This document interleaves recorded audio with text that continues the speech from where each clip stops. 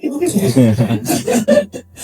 afternoon and welcome to Relationship and Marriage Conversations. To those of you joining us for the first time, to those of you coming again, welcome. And yes, I'm excited about today's conversation, but I think what makes these sessions engaging is your contribution.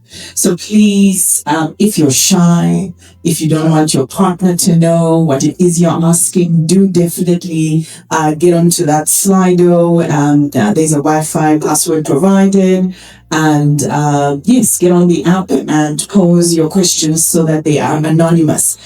However, if you're brave enough, please ask for a mic. There are roaming mics in the room, and let's get engaging. Let's garner insights together this afternoon. Over to you. Oh, thank you. Welcome once again. So today we want to talk about the power of personal accountability. The power of personal accountability. We want to have people this side. Yes, please. So that our necks don't break. Yes. Yeah, let's have some people this side. You can even take sit right anywhere. You can even sit right in front. All right. So today we want to talk about the power of personal accountability. And I think this really comes from a number of sessions that we have had where individuals or couples in the relationship complains a lot that my wife or my husband, lacks accountability. And how many of us are aware that for any relationship to truly work, there has to be some level of accountability? There are people that even today struggle to tell their partner where they are, what time they're coming back to the house, because they think that why should I be reporting to another person? Is she my boss, or is he my boss? But I think after much reflection around the issue and the debate around accountability, we have also come to conclude that you cannot hold your partner accountable if they are not. If a person gets into the relationship and they truly have no personal accountability, they can never be accountable in the context of a relationship. And in fact, if you try to force accountability, they'll find different ways and means to either blame you or to be rebellious or to just make the relationship really become difficult. So accountability starts really at a personal level before it becomes that which is required within the context of a relationship. So one of the greatest determinants of a relationship success and failure isn't so much about romantic relationship compatibility or chemistry. I know sometimes we also put emphasis on communication. Sometimes it's not so much about also communication, because all of these really are based on the establishment of personal accountability. So for the relationship to work, to thrive, and to grow to where it's supposed to be, there has to be some level of accountability. So some of the challenges that happens in the relationship, the failure of relationships as well, really comes from this idea that it starts with a person in the relationship, or both individuals in the relationship, stopping to hold themselves accountable before they are held accountable within the relationship context. A relationship will only grow to the level of accountability within it. You cannot build a mature partnership on an immature foundation. So we all want relationships that are working, thriving, and we are enjoying. But all of that are a byproduct of the foundation. So the foundations is either the foundation is mature or the foundation is immature. And one of the signs that the relationship is mature is that individuals in that relationship hold themselves accountable at a personal level. They don't wait for the other person to hold them accountable. Somebody said this, accountability is the glue that bonds commitment to character. What is personal accountability? personal accountability is the willingness to own your thoughts. I want you to, because this is the foundation that we want to lay, and I want you to start just even as my wife will come in, to start internalizing some of the things that I'm going to begin to say. So personal accountability is the willingness to own your thoughts. You cannot blame your partner in terms of what you are thinking. So if you have started to develop bad thoughts or negative thoughts towards your partner, that is your responsibility. It's not your partner's responsibility. Regardless of what your partner has been up to, you have the responsibility to direct your thoughts in a way that will honor your commitment in that relationship. Part of personal accountability is also to own your emotions. Your emotions are yours, and you have a responsibility to direct, to lead, to guide your emotions in a way that speaks to truly what you are committed to as far as your relationship is concerned. So this then speaks to the fact that no matter what your partner does to you, you have no control of what they say, what they do, but your response will always be your responsibility. Are we together? So your emotions and how you respond isn't so much about what has been done or what has been said to you. It has everything to say about who you are as a person. So accountability also involves your behavior. You know, we spoke about last time when we were here about silent treatment, that your partner offends you, or you kind of struggle to resolve your conflict, and then you start to you introduce silent treatment in the relationship. Your partner is asking where's tea, or where's this. You're not responding. You can't say that you are the one who has made me the way I am today because of what you say. Your behavior will always be your responsibility. Your partner's behavior will also be their responsibility. This also includes that in personal accountability, it also is that we are responsible for our choices. So if your partner offends you and you decide to insult them, that was your personal choice. It was not a byproduct of what your partner did to you. That is personal responsibility. In personal responsibility, we own our thoughts, we own our emotions, we own our behaviors, we own our choices without blaming your partner for your past, for your stress, or for your circumstances. This, when we're talking about personal accountability, is that we're living in a world where a number of things are going on within our own personal lives. Maybe you are stressed at your workplace. Maybe you are stressed. There are things that are going on in your family, and some of these things are a way of causing us to mistreat the individuals around us that are supposed to be supporting us when we are going through trying times. Personal responsibility says that if you are stressed, you cannot blame your stress for mistreating your partner or for being rude to your partner. That is personal. So you can't say, no, I think that I responded to you the way I responded to you because I'm going through a lot. You are not being responsible, and you are not holding yourself accountable. So in other words, is that our emotions, our thoughts, our responses, and our behavior becomes our responsibility. And if we make errors in the way we are responding to situations, in the way we are speaking, because perhaps there are certain things that have triggered us, and we have gone ahead to say certain things towards our partner, we cannot blame the circumstances for our behavior. We must hold ourselves accountable. This is important because you don't have to wait for your partner to tell you that you are rude. Because if you're not seeing yourself as a rude person, or as a person whose behavior is not really supporting the health of a relationship, it's going to become very difficult for you to be held accountable. within the relationship because you truly, as a person, are not holding yourself accountable. How does personal accountability looks like? Personal accountability looks like when you have made a mistake, you have the willingness, the humility to go back and say, I was wrong, right? I take responsibility for how I handled the situation. I see how my actions affected you, even if that wasn't my intention. There's no blame in this conversation. There's just one person taking full responsibility for their own actions.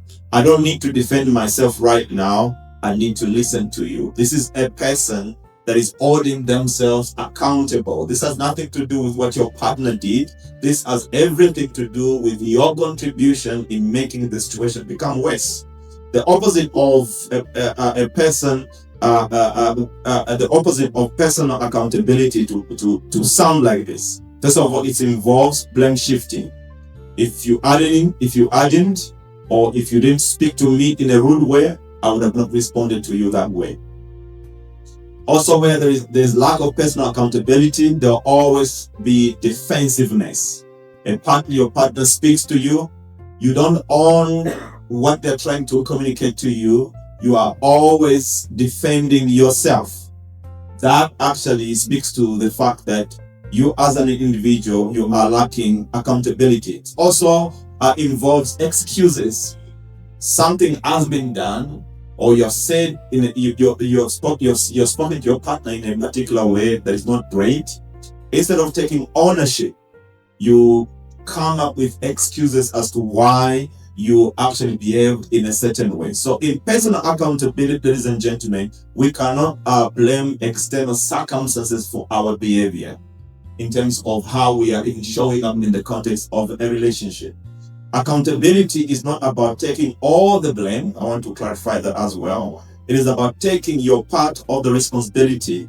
Even if a conflict that you got involved in, your partner was the one to blame 90% of that. You in personal accountability, we are saying, even if I contributed 10% to where we are in our relationship or in this conflict, I'm going to take ownership. I'm not going to say that because my wife was wrong 9%, I'm not going to own my 10%. So this really requires all of us, whenever we find ourselves in the situations where we are having either conflicts or we are having challenges, to keep on asking ourselves to say, what am I contributing to this situation that is making this situation worse?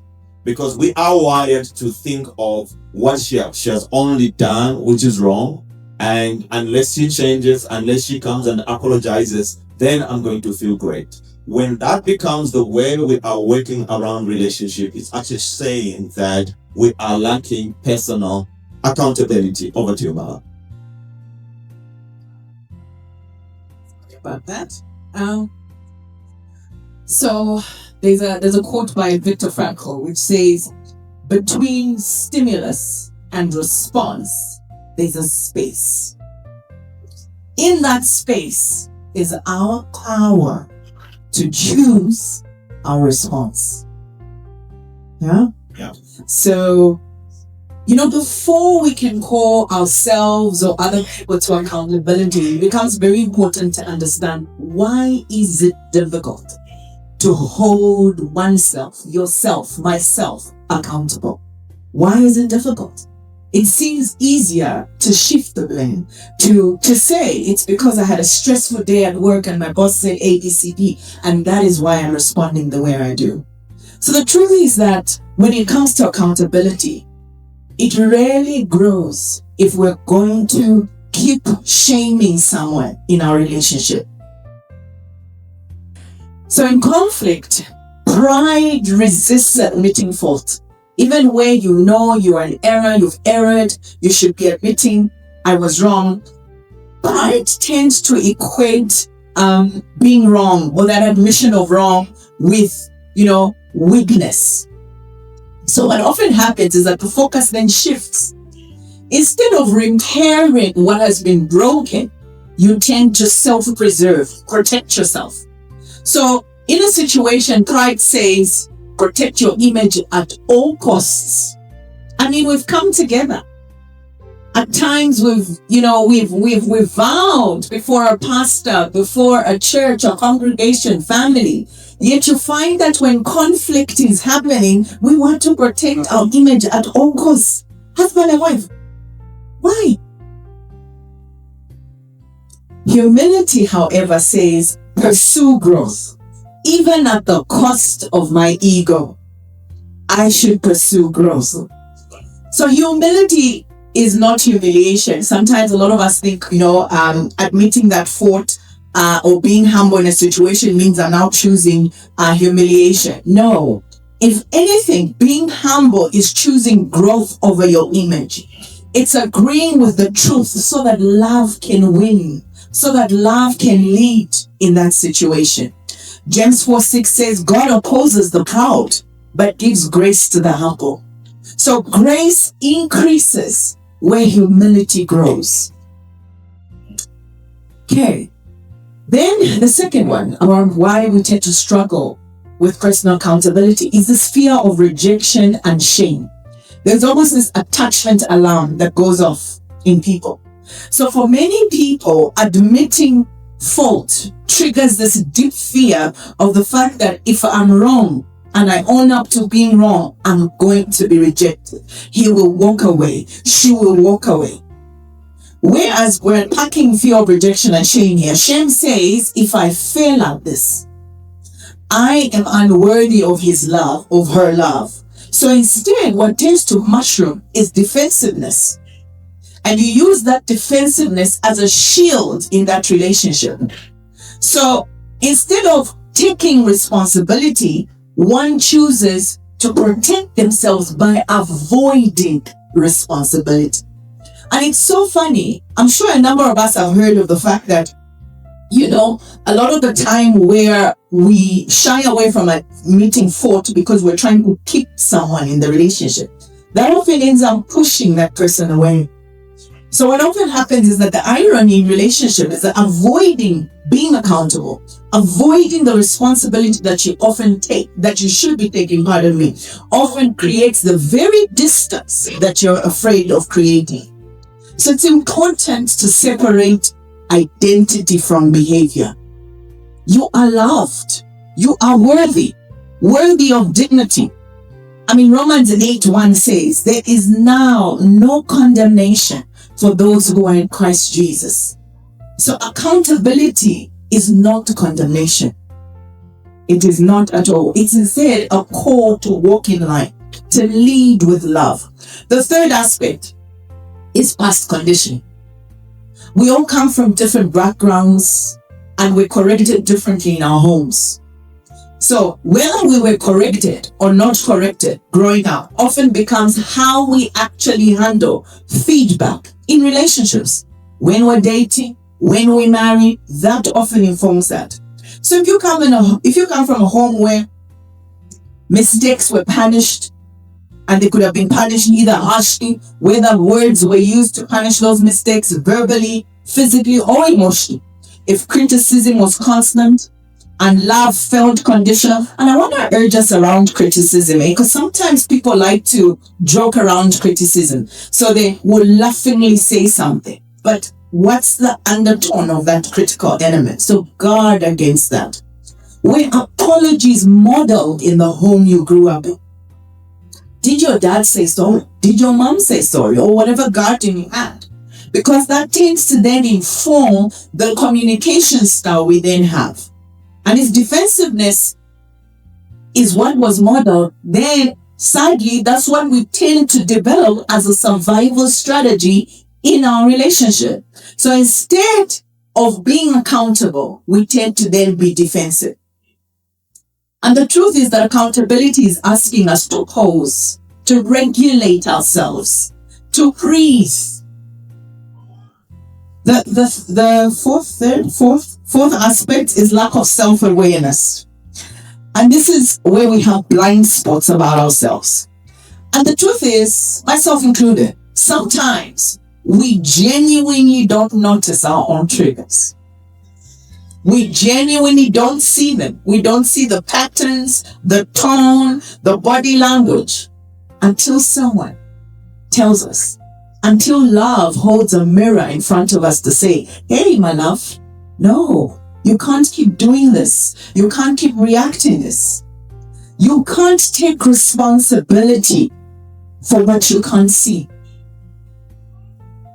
Self-awareness must be cultivated in us as individuals in order for us to be able to, navigate the conflict that tends to happen in relationships. Then there's control and power struggles. Do we want to win an argument versus repair?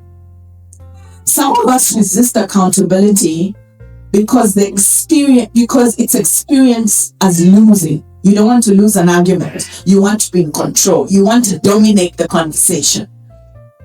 And the truth is that in unhealthy dynamics, I'm sorry, just those words, saying I'm sorry, feels like I'm surrendering my power. If I say sorry first, no, he must say sorry first. Why must I say sorry first? Yeah. But the truth is, if you reframe that, you're not showing weakness by saying sorry first. If anything, you're showing leadership. You're showing strength. And in a Christ-centered home, it's strength. It is strength to say sorry first, because love lays down pride to protect the relationship. James 1:19 says, be quick to hear, slow to speak, slow to anger. And from a spiritual perspective, the truth is the gospel invites us out of hiding. We can face what's true because our hope is not in ourselves. Our hope is in our Savior. It lies in God's mercy and not our perfection. James 1:14 says, but each one is tempted when he is drawn away by his own desires and enticed. So without humility, a person becomes blind to their own faults. And a practical spiritual step to taking accountability is to introspect and leverage the word of God. Psalm 139:23 says, search me, God, and know my heart. Test me and know my anxious thoughts. And of course, then a humble response thereafter is to approach your spouse, your partner, and address what it is. Name it and address it. Own the issue. So a question to ask one another this afternoon is, where am I avoiding the truth? And what would humility look like this week? Wow. Amazing. Isn't that great? You guys are so fine. I'm enjoying myself here. Can actually continue. Wow. I think by now you understand that the health of the relationship really begins with self. It doesn't begin with the other person. It just begins with self. When we begin to work on ourselves, when we begin to reflect, when we begin to hold ourselves accountable, we are actually halfway to actually building health relationships. I want to talk about just what are the negative effects of the lack of personal accountability. One of them is trust, because where there is lack of personal accountability, it becomes impossible to actually build trust. So if you are in a relationship and you want to trust one another and to build trust within the context of the relationship, it just means that you are not going to start by demanding trust from your partner. It begins by you showing up as a person who has decided to be held accountable at a personal level. When you offer that opportunity to be you offer that incredible platform to be a person that is going to hold themselves accountable, you are actually laying the foundation for trust. It's simple things like this, men. I'll speak for men as well, because we sometimes can be very stubborn and can begin to view our partners as controlling. If you are going somewhere and tell your wife where you are going. Tell your wife or your boy, your girlfriend, when you intend to actually come. When you arrive, say, oh, okay. You can speak on your behalf. But let me speak to my brothers. When you arrive there, say that you have arrived. Don't just assume that your partner who assume that you have arrived. But arrive and say, I've arrived and I'm safe and sound. If it happens that you have enjoyed the company of your friend and you promise that you're going to your house at a particular time and it seems like you're not going to make it at a particular time, humble yourself, as we have already been taught, and say, hey love, I know I said I'm coming home at this particular time, but it seems that I'm not going to leave the time I promised. What you are actually doing there, you are not being less of a man. You are being a leader, but also you are creating a platform for trust. If your partner keep on asking you, questioning you, and if you say you're going to Joburg and you say are you really going to Joburg? It just means that in the setup of the relationship, a platform for trust hasn't been built. And the reason why that hasn't been built is because there's a lack of personal accountability. But also what it means is that where there is lack of personal accountability also means that it becomes very impossible for conflicts to be resolved. Because if I lack personal accountability, my wife lacks personal accountability. So what it means is that I'll hold my side, she'll hold my side, and there's no one going to be willing to actually listen and get to a place where conflicts are resolved. Here is what happens, is that where there is lack of personal accountability, usually, as we have already been taught, there is a high level of pride. This is where, remember that anytime you remain in pride, what you have decided to do is that you have chosen yourself and not the relationship. It also means that if you have chosen yourself more than you have chosen the health of the relationship, it means that relationship is not going to last. And there's no conflict that is going to be resolved. So when we are saying we want to choose personal accountability, we are also choosing to say conflicts that we have struggled to resolve, we want to resolve them. Because the moment I choose personal accountability, I give my relationship an opportunity to actually get to a place where it can become a healthy relationship. Where there is also lack of personal accountability is that partners withdraw to protect themselves from feeling unheard and invalidated. There's nothing, ladies and gentlemen, that is painful in the relationship where you keep on raising a particular concern and your partner doesn't care about that concern and they only think that you are the problem. What happens there is that one person who feels invalidated, unheard, because there is the other person has chosen not to be accountable at a personal level. What is going to happen is that one person is going to choose to withdraw because they will understand that here there's nothing that gets done. There's nothing that we can resolve because my partner has chosen not to reflect inwardly. So if you are in a relationship right now and you feel like you are quite disconnected with your partner, or you feel like your partner has withdrawn, don't start by blaming your partner. Reflect and say, what is it that I've contributed that has made my partner to withdraw? If you have the courage, which I think after this session you should have, you can go and ask. Instead of asking to say, why have you withdrawn? You can go and say, I've noticed that for the past few days or few months, few years, we are no longer the way that we used to be. Is there something that I've done or I've contributed to you withdrawal? Are you seeing that? What it's going to do is that person is going to try and open up to begin to share what they think has been the issue. And if they honestly become vulnerable and share, remember, personal accountability isn't about defensiveness. Then take note of that and begin a journey to repair. Where there is also, I've spoken about that as well, where there is a lack of personal accountability, relationship stagnates. Here's how it works. When you fail to take personal responsibility, what you are saying, you are not interested in repairing the relationship. Where you are not interested also in taking personal accountability, you are not giving a chance for the relationship to mature. And what's going to happen in that context, ladies and gentlemen, there will be blame shifting, there will be gaslighting, there will be passive aggression, stonewalling, victim mentality.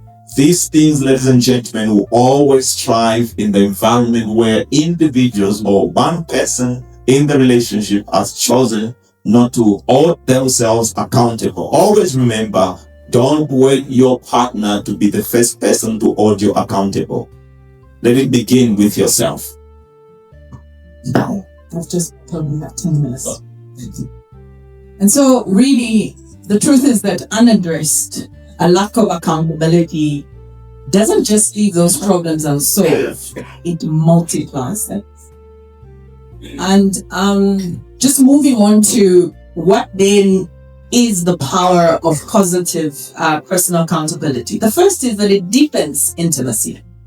Where I choose vulnerability, it does open, and I've seen it, so I can testify of this. In situations where I've chosen vulnerability, where we've differed, it opens the door for deeper connection, both emotionally and physically. And there is absolutely nothing more attractive than a partner that says, baby, I am sorry. I hurt you. Forgive me. Help me do this or become better. The other positive aspect about holding oneself accountable is that it builds emotional intelligence. And the truth is, it builds emotional intelligence that enables you to thrive not just in that relationship, in how you raise the children, in how you relate with your in-laws, in how you show up in the office. So there's a benefit to every facet and sphere of our lives. You grow in how you're aware of yourself. You grow in being empathetic. You begin to feel the pain of the other one. And you definitely grow in how you regulate yourself. I can never emphasize, especially to us women, the power of pausing before just responding. Because we can run our mouths as women. We can. It creates a culture of grace. So where accountability exists, forgiveness flows easily. Healing happens faster. Growth is encouraged, not punished. Additionally, another positive around the positives of being accountable at a personal level is it empowers you as an individual. You stop being the victim of your own patterns. You literally sit yourself down, introspect, start to see what's been held in terms of being highlighted around what you need to work on. And instead, you work together. You become, you co-create the change that you want to see. So I want to emphasize again this afternoon. Accountability is not weakness. Firstborn ladies, accountability is not weakness. I'm saying that because I'm a firstborn. And I know, that aspect of having siblings, of mom and dad entrusting something to you, there's a certain hardness or toughness that we tend to possess as women. So we want to lead. We don't want to be accountable. We don't want to admit where we're at fault. We want to blame the workplace, this busy schedule, or the nanny, whatever it is. No. Taking yourself accountable or holding yourself accountable is not weakness. If anything, I strongly believe it is the birthplace of personal power. It reflects spiritual maturity as well. Holding yourself accountable reflects spiritual maturity. We're asked in Galatians 6:4, let each one examine his own work. Matthew 7:5, first remove the plank from who? Yourself before the next person. And really, spiritual maturity is measured not by how rarely we fail, but by how quickly we turn back, own something, and seek restoration in our relationships. Just to conclude, I know we've been given a red card. And I think it's also a point, and I'll just raise a few things to conclude the first session. Is that I think something that she raised in the beginning is that it's funny that we choose to get married You can walk naked because you feel free because the person that you are married to. But we can easily do that. We can easily be intimate. But yet we can be so much in a state of self-preservation. Where we don't want our to be vulnerable, to be open. But really, ladies and gentlemen, if our relationships are going to thrive, relationships would demand a certain level of vulnerability and openness. That if it takes you saying sorry, if it takes you saying, I made a mistake, if it takes you, humbling yourself, that will give you the sort of relationship that you are looking for. If you preserve yourself because you think, you are a man, sorry men, today I can come on your case. It's not going to work that way. In fact, part of leadership is the fact that we just don't sit and say, I am the leader of the house. It means that you begin to be the initiator of those things that you think are needed for the relationship to work. So if it means that humility is needed in the relationship, it means that you take the lead to show humility. If it means that openness and personal accountability is needed to make the relationship work, don't wait for your wife, for your lady to lead. You take the initiative to do that because that's what leaders do. Are we together, brothers? Yes. So in conclusion, ladies and gentlemen, is that for a relationship to thrive, it requires both individuals in the relationship to actually choose to become individuals that appreciate and values personal accountability. Personal accountability is the bridge between conflict and connection, immaturity and growth, brokenness and a thriving relationship. Where there is personal accountability, a culture or trust deepens, love matures, peace increases.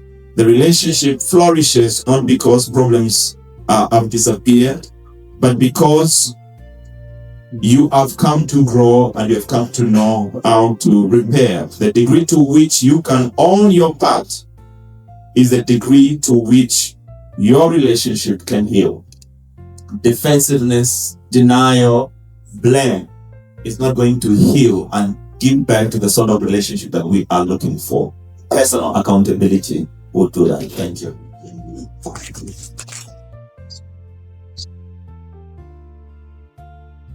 Thank you so much, Mr. K. I hope you guys can hear me. My voice is doing it a little bit. But I just want to take a second to welcome those that have walked in during the presentation. We're honored that you've come to join us this Saturday afternoon. Brother Gift is here. He, in his own words, would say we are fixing the country. Because once the families are fixed, once relationships are fixed, families are fixed, children are brought up correctly. So if you look at it, we are doing